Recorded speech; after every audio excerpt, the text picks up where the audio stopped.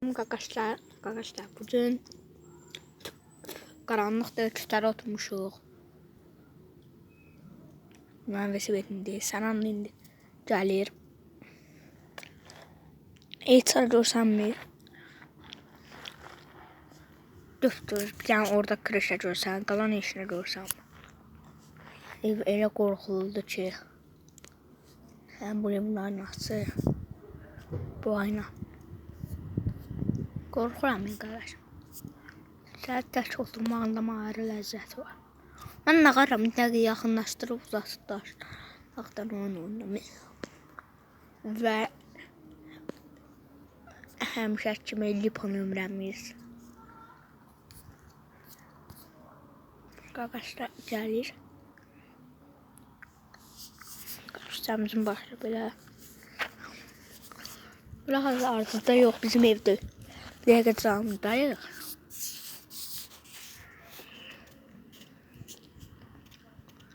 Arkadaşlar elə belə otururuq da, nağaraq.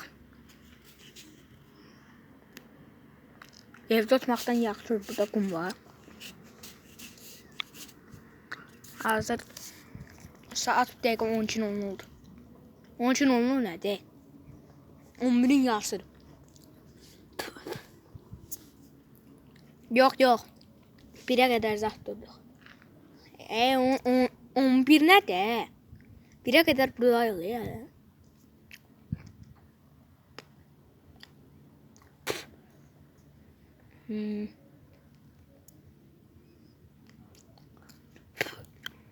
Neçə dəqiqə video olacaq?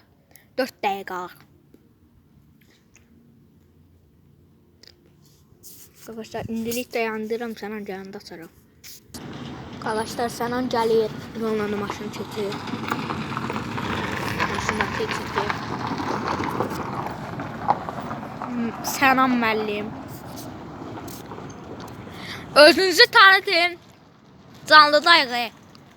Hasan. Canlıdayıq. Canlıdayıq deyirəm. Tamam. Kamerayı uzat. Üzüm. Üzün düşmür. Koftan düşür. Yaxşı.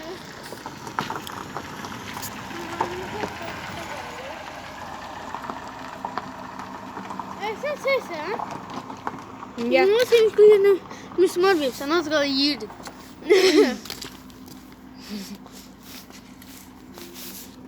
Ne var be?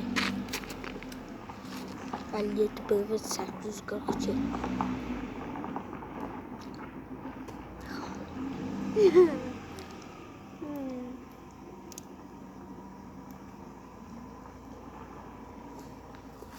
Arkadaşlar dedik yani.